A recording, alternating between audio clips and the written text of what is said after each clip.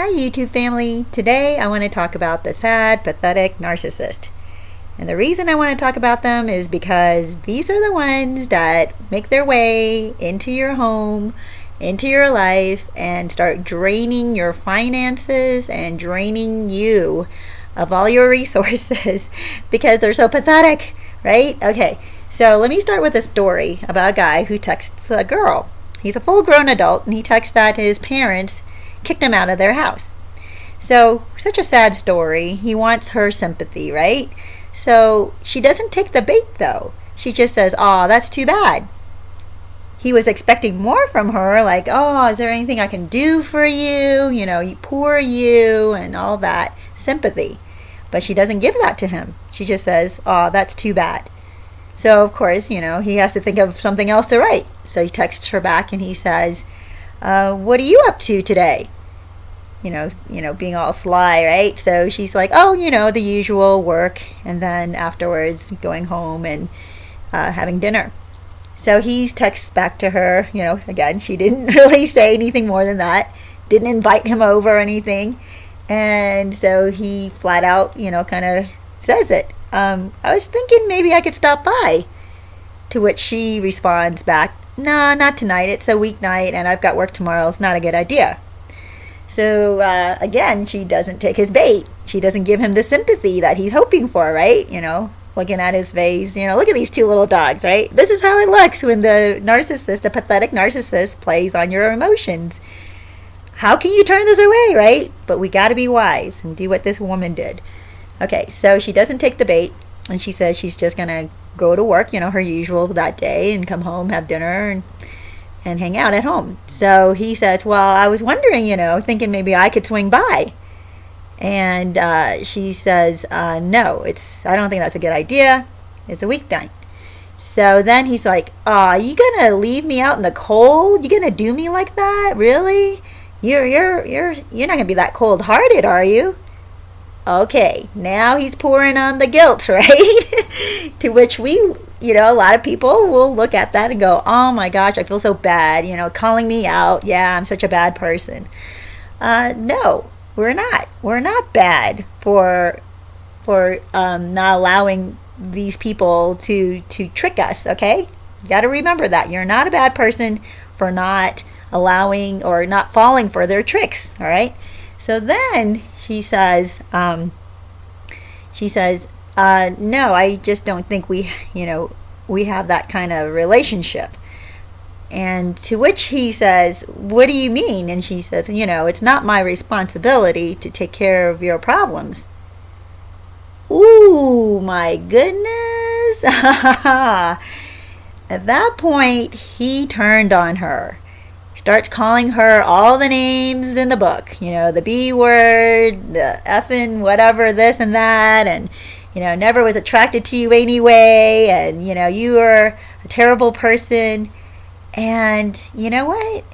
That's when I felt like, wow, this woman, I'm so proud of her for doing the right thing, because a lot of people would have taken on that turkey's burdens and would have allowed him to come stay at their house thinking, "Oh, it'll just be a day or two."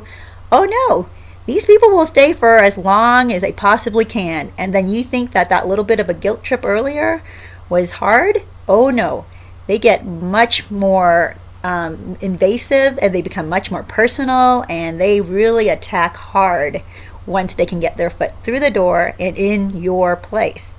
So I'm very proud of this woman not taking on that guy's burdens. And then she saw his true colors come out, right? If his parents threw him out, you got to question what the heck caused that.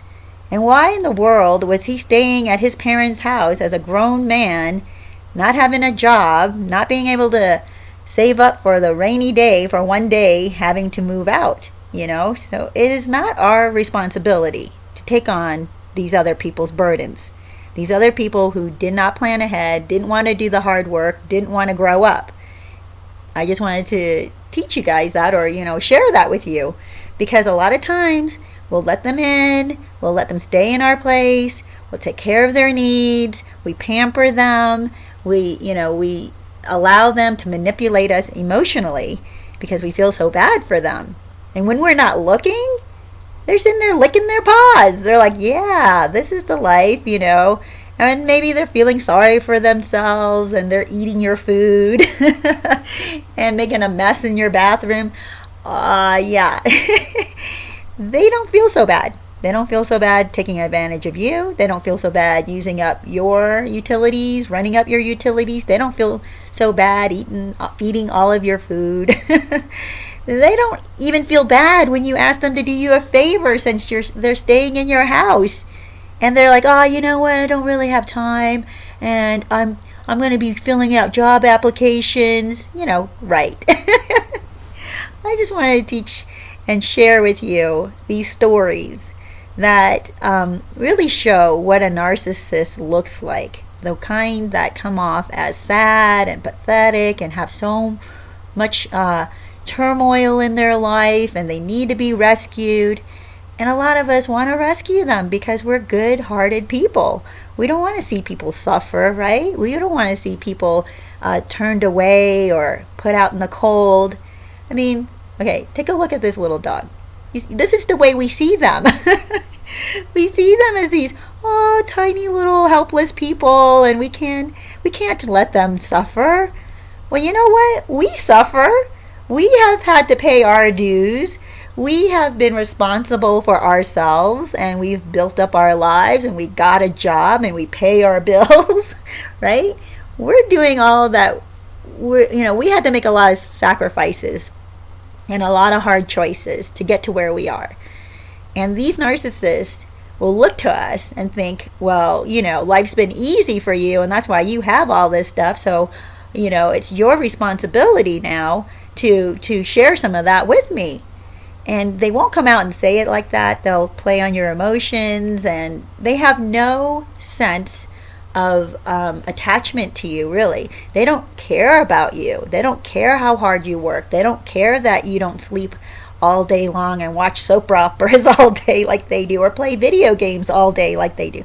They don't care what you have to put up with with traffic on the way to work. They don't care that you have a boss you have to answer to. They don't care about your problems at all, because they only see their own problems. And sometimes we get taken in by that. We get taken in because we feel so sorry for them, because we're in a good place and we worked hard, but now we're in a good place. And they give us a little bit of encouragement or a little bit of a compliment, like, oh, you're such a good person, and I think you're so awesome to help all these people, or you're so pretty. It's all words, okay? They're not actually doing anything for you. But words are cheap, and they know how to use words to manipulate people to get things that they want. Why do you think that they got thrown out, right? Why do you think that their parents kicked them out of the house? Why do you think their roommate doesn't want to deal with them anymore? Because their roommates realize that this person does not carry their own weight. They do not pitch in. They don't help out around the place. They don't pull their own weight. But they'll hand you a little tiny compliment or a little bit of encouragement, or they'll make promises that they're not going to fulfill. And at first, if you fall for this, you get yourself stuck in so much trouble with them. You become emotionally connected to them, and it's really sad when you get romantically connected and pulled in with them. I have heard and watched enough shows. I watch, if you're kind of new to my channel, you'll find out that I watch a lot of crime shows. And, I watch enough of these crime shows to see these people find their way into their target's house, and they start sponging off that target. There was a show I watched recently about this guy who pretended to be some kind of financial wizard, and he convinced people, and he convinced this one woman, I think she was a judge, I don't remember, but she made really good money. She spent, I think, over $1 million on him, and was still giving him something like $12,000 a month to live on, and to supposedly refurbish a luxury boat that he bought. He convinced her for 8 years in their marriage that he was well-to-do, and yet he lived off of her. She had no idea. She eventually became broke. I mean, she still had a job, so thank goodness for that, and she was able to survive and live. But he took her money. Then he went to another city, met a guy who inherited $2 million, and he convinced that guy that he's going to help that guy with his finances because, remember, he was pretending to be some financial wizard. That guy believed him. Anyway, long story short, he ends up killing the guy, shoots the guy in the back of the head, pushes him off the boat. The wife finds out later on through investigations or whatnot that his story to other people was that his wife drowned or died in a boating accident. And this is where the police found him. They found him far inland, and I think it was in Montana or something like that. His story to people there in his new life was that, his wife had died in a boating accident, so that's why he wants to live a completely different life. He's not going to be the financial wizard he used to be. Now he's a used car salesman, accountant. Used car lot accountant, right? And anyway, here's the thing. He fooled these people out of millions of dollars, and he also fooled this woman for 8 years, and she was convinced afterwards through the police reports and all this investigation. She discovered his real face. His real face and his real plan was to kill both her and that other guy who inherited the $2 million. He took that guy's money and he was supposed to be investing it, but he spent almost all of it. And that guy finally started becoming more suspicious and more suspicious, so he confronted the scam artist, right? He confronted the guy, and that's when the guy took him out on the boat and killed him.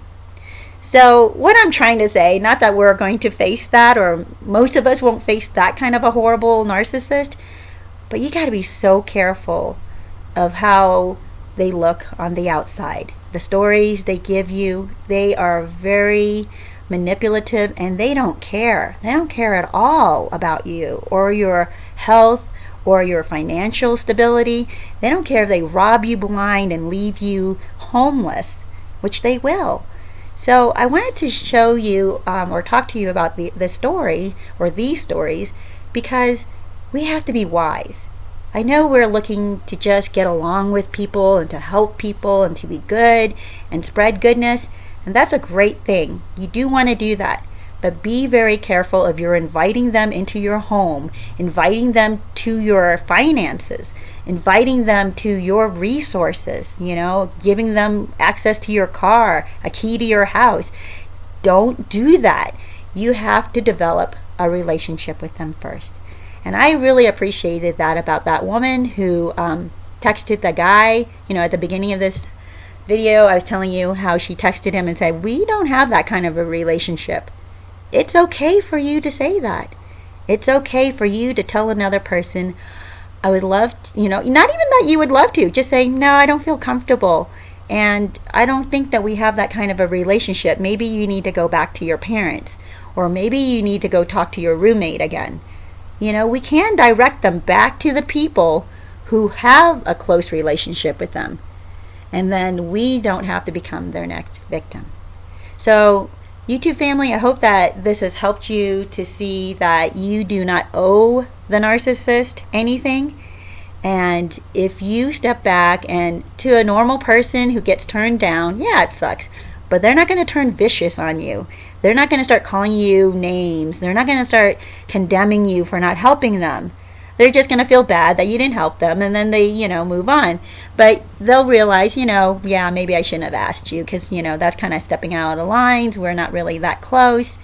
So a normal person will not make you feel guilty, will not continually attack you, and definitely won't become this incredibly vicious person towards you. So realize that it's okay. It's okay to say no. You're not a bad person if you do.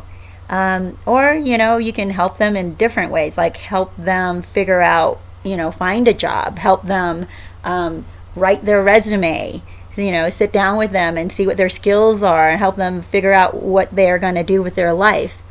So there it is, YouTube family. I just want to teach you not to become another victim, not to be victimized by these people, and to have some confidence in who you are as a person. You're a good person.